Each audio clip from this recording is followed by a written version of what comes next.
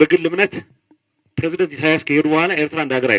ሊቀጥል አይችልም። ኣብዚ ሓለፈ መዓልታት ኣመኻሪ ቀዳማይ ሚኒስትር ኢትዮጵያ ጌታቸው ረዳ ድሕሪ ፕሬዝደንት ኢሳያስ ኣፈወርቂ ኤርትራ ከም ሃገር ክትቅፅል ኣይትኽእልን እያ ብምባል ዝሃቦ መግለፂ ታሪካዊ ሓቅታት ዝቐበረን ዕውር ሕልሚ ምስፍሕፋሕ ዘንፀባርቕን እዩ ተባሂሉ ተነፂጉ። ለዛ ምን ያክል ዝግጅት ማድረግ አለብን የሚለው ዲፕሎማቲካሊም ኢኮኖሚካሊም ፖለቲካሊም ጌታቸው ረዳ ኣብ ዘስማዕ መደረ ኤርትራ ድሕሪ ትሕጂ ዘሎ መሪሕነት ክትፈርስ ከም ትኽእል ብምሕባር ፖለቲካዊ ሓይልታት ኢትዮጵያ ንዝኾነ ይኹን ኩነታት ድልዋት ክኾኑ ፀዊዑ። እዚ ዘረባ ግን ብብዙሓት ተዓዘብትን ሃገራውያን ኤርትራውያንን ከም መቐፀልታ ናይቲ ነዊሕ እዋን ፀንሕ ናይ ምስፍሕፋሕ ድሌትን ታሪካዊ ክሕደትን ተገሊጹሎ። እቲ ቪድዮን ታሪካዊ ድሕረ ባይታ ኤርትራ ብምጥቃስ ከም ዝዘኻኽሮ ኤርትራ ካብ 1890 ጀሚራ ብጣልያን ከም ሃገር ዝቆመት እምበር ኣብ ቀረባ ግዜ ዝተፈጠረት ኣይኮነትን። ብፍላይ ድማ ብ1952 ብውሳነ ሕብራት ሃገራት ምስ ኢትዮጵያ ብፌደሬሽን ክትቁረንን ከላ እቲ ስምምዕ ብኢትዮጵያ ብሓይል ምስ ፈረስ ህዝቢ ኤርትራ ብመስዋዕቲ ደቁ ሉዓላውነቱ ዘረጋገፀሉ ነዊሕ ናይ ተጋድሎ ታሪክ ከም ዘለዎ ኣስሚሩሉ እዩ። ብተወሳኺ ፖለቲከኛታት ኢትዮጵያ ሃፀይ ሃይለስላሴ ጀሚሮም እስካብ ሕጂ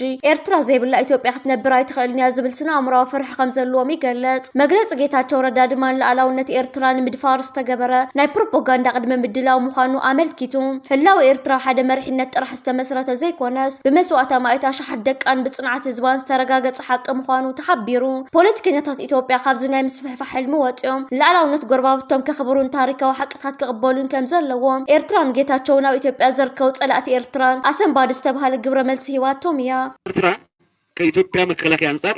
መቆም የሚያስችል አቅም የለውም። ይሄ ሌላ ትንታኔ ውስጥ መግባት አያስፈልገኝም። ሰራዊት ኤርትራ ካብ ኢትዮጵያ ብርክት ዝበሉ ወታደራዊ ኣፅዋራትን መራኽብን ከም ዝወሰደ ተገሊጹ። ኣብዚ ቀረባ ግዜ ዝወፁ ዘለዉ ጸብጻባት ከም ዝሕብርዎ ሰራዊት ኤርትራ ካብ መንግስቲ ኢትዮጵያ ብርክት ዝበሉ ከበድቲ ወታደራዊ ኣፅዋራት ሚሳኤላትን ታንክታትን 3 መራኽብን ከም ዝወሰደ ተፈሊጡ። ወያኔ የቀበረው የታንክ ተተኳሽ ከጉድጓድ እያወጡ ሲቅም ታስታውሳላችሁ። ከምቲ ኣብ ዝተፈላለዩ ወታደራዊ ምንጭታትን ሚድያታትን ዝግለጽ ዘሎ እቲ ሰራዊት እዋን ተብ ሰሜን ኢትዮጵያ ዝነበረ ኩናት ብፍላይ ድማ ኣብ ክልል ትግራይ ዝነበረሉ እዋን ንሓያሎ ታንክታትን ዘመናዊ ሚሳኤላትን መንግስቲ ኢትዮጵያ ተቆጻጺሩ ናብ ኤርትራ ከም ዘገዓዞም ይግለጽ። እዚ ተግባር ዝንዓቕሚ ምክልኻል ኢትዮጵያ ዓብዪ ክሳራ ከም ዘውረደላ ወታደራዊ ተንተንቲ የምልክቱ። ብዘይካ ዝኸወፁ ሃገራት ብፍላይ ካብ ኣዘርባይጃን ንመንግስቲ ኢትዮጵያ ተዓዲገን ብኣቡዳቢ ቢለን ዝመጻ ዝነበራ 3 መራኸብ ጽዕነት ኣጽዋር ብመንግስቲ ኤርትራ ተታሒዘን ከም ዘለዋ ዝገልጹ ሓበሬታታት ይወጹ ኣለዉ። እዘን መራኸብ እዚኣተን ብርክት ዝበሉ ወታደራዊ ንብረትን ኣጽዋርን ጽዒነን ከም ዝነበራ ይጥቀስ።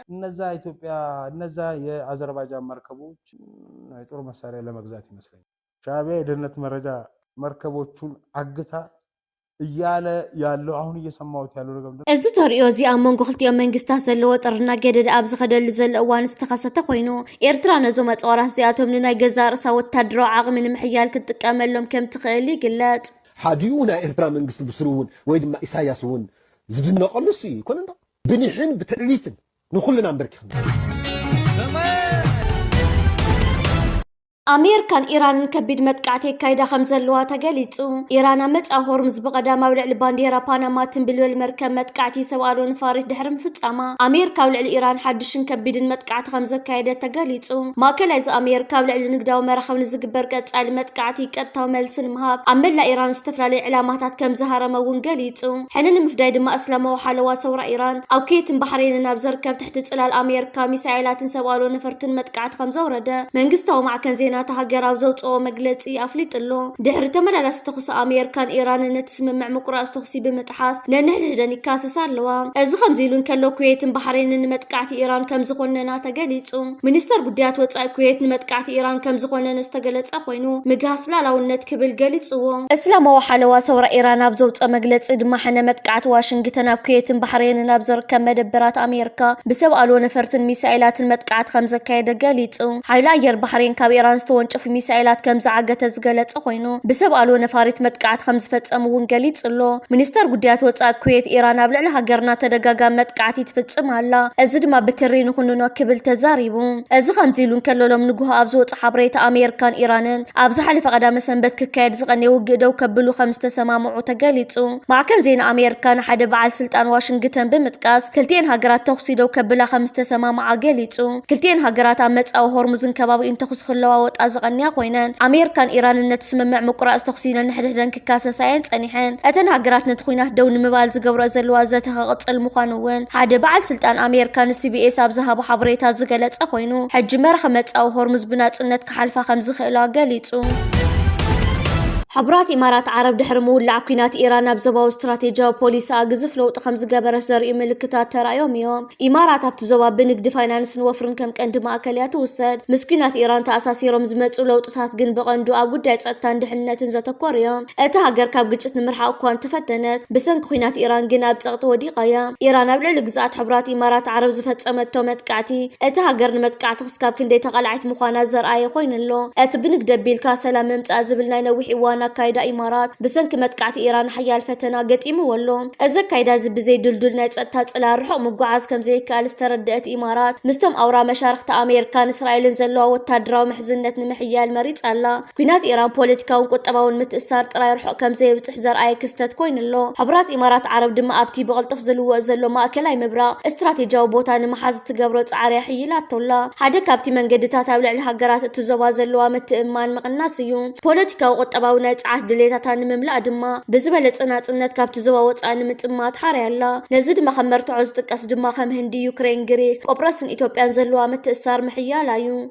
أزغم زيلون كان الإمارات كابت خيدان هاجرات أفريت ندادي أوبيك موتا أقومبت وقعو جيرات تويا كابت خيدان موتا استوسن ببوليتيكا ودفيت كم زي كون سبب سلطان تهاجر كوان تجلتو كابتم كالو زباو مدرخات محبر هاجرات عرب بايتو متحبار هاجرات وشمت أنوان نموتا دليت كم زل واجن حتوتات كم زل عالو جيرلو أبو دابي كابتم زباو مدرخات موتا يدليان تقونا تحسب له خمزلا حدا بعد مزن رويترز قالت له حبرات إمارات عرب اتم جلتات هاجرات عرب اسلمنا نتجت بزهوا ملا حقوست خمزي كونتي حابتن أما خار بريزدنتون اتم محبرات هاجرات وشمت متقعت خوردن كلو حاجز كمزي جبروا لن تقيسون تنتن تخمز بلو أبو دابي كاو أوبيك زوت عطل المخنيات بسنكو قدايت عزي كونس زباو جوبوليتيكا وأسلال فاني مغياريون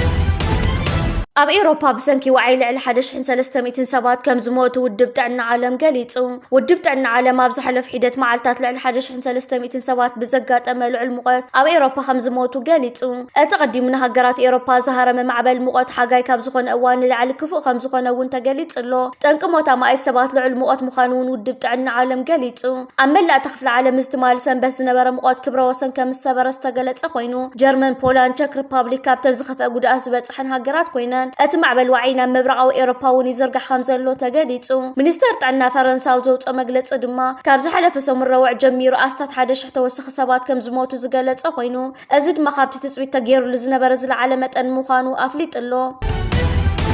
أو إثيوبيا أورا بدي سابا سفي حزبا ونعب خينا تقبل تقلنا محير تجاني غلو زقالب زلو زغبابا نمن بابر حزب زيت صور جير ويركب بزح خفال سرحتنيا منقست دومز كاب زي خفولو أوارح خوين اللو أبتا هقر 10 مليون قديات أميت ممزبال انت تصبيت رديتها اللو بسنكي تسطاو خناتاتا بزح خبابتات حرشا ونتفت سناخيلو كبدنايت أميتن عاطون دبنا أنت أتيركب اللو إثيوبيا أفريقيا أزل علامة أن رديت تقبل هقر مسموخانا معصاوي إس أيدن من كل قال حاجزات بدرجة عالمنا بتا هقر نزنت فتكالات رديت عبي شغلت فتير اللوم علوم فاينانساويان تكالات عالمنا نقلو لك هاجرات نجنزبا ودقف كوان تزينا فقا بلصقنا وشمتا أطوارن هنصت بيت منقستن لمعات كوريدرن زا مسألة قطبا وربحا زي ولو عشلا وبهقتات النوعالو قطبات هاجر كفوسو يكالن زعبي شغلت بلصقنا تصطاو خنتاتيون زبزح خبابتات تقراي أمحارا أوروميان كالأخا قطصر وطا خوينو منقستا تصبيب عن كيل تحاصير اللوم أبي خبابي زلو عطقات كفيدرال سراوت بزلبس وطوار تتناخيروم نسفح متقعتات يشواشبولو بلصقنا وشت أو تقاومو ببزح وتادر نمدقاس كقلوهم زي خيلكا وعقمون لعلى عساخر كململ بمصنحو سراوت بطمي كود بزخدا قداي موتن ممراخنا خونا بتسفى مقراصن مورالا ودقاتنا فصم بتتان كيمرح جنرالات بلصقنا اغيدوم سغاتوم يገልጸለው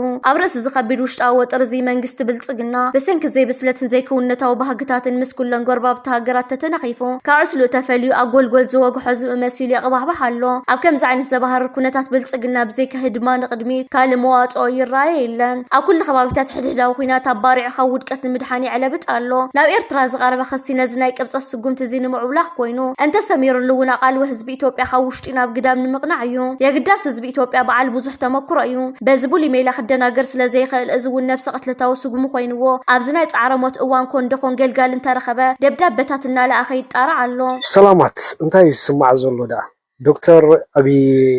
ኣሕመድ ኣብ ኣኼባ ውዒሉ ማለት እዩ ምስቶም ፓርላማናቱ ካብኡ ወፂኡ ንገዝኡ እንዳኸደ